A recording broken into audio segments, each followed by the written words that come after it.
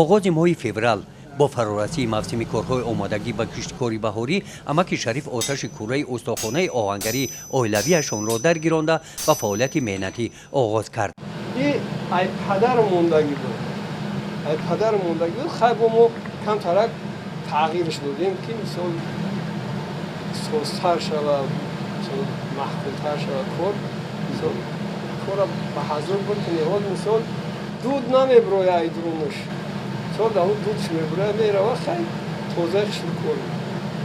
ساکن دهه شابکه دهات توبرک ناحیه وسه شریف تبرف پیشش آهنگری است.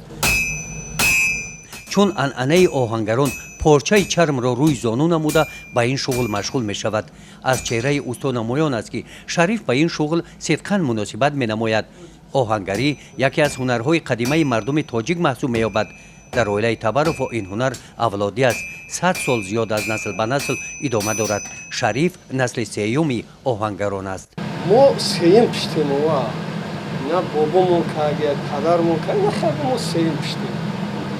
مثال همه کار دوام دارستیم. امروز خیلی نصیب تقدیر قسمت بوده امروز ما رسیده امروز ما دوام دارستیم. پدرم نقل میکرد که همین بابات هم خیلی دوست میکرد. همین دوست از سر کتیب شده میموند مردک در درو می سر کتیب شده جامعش وقت دراوی میگفتن دراویش همه بری این که امروز خیلی پدر ما همون یادداشت که ما پدرمون بود خیلی سوی آهنگر بود در کلخوز کار میکرد در استخوانه شریف وابسته به موسم آلات مهنت اشیاهای روزگار میسازد. این پیشه بسا دشوار و پرمشقت میباشد، لیکن امک شریف میگوید که برای او دشواری ندارد. سنت الله فرزند کلانی شریف است. نسل چهارم هنرمندان این هنر پدرش را پیش میبرد. اما هینم او برود یک از نیویاد یک چیز سود میکنیم، یک رحمت بوی میکنم، مینداری میکنم، همزه هم معاش. ما همین چیز تمام یاد گرفتیم، میخواهیم که شاگردا را یاد بدیم. در استخوانه آهنگری خانواده شریف اساساً اسباب‌های روزگار از قبیل آتشگیرک، گلمخ، بیل، کلان، آلات کشاورزی، داس، کلان و خرد و دیگر اشیاهای روزگار را میسازند. مشتریان اساسی استخوانه این عائله ساکنان دهات توگرک و همسایه‌ها میباشند. ببیند در حال کارمون اجرا میکنه. حاضرینم بی وقتی کلانفروشی قریب شده، کلانفر میشونیم در گرات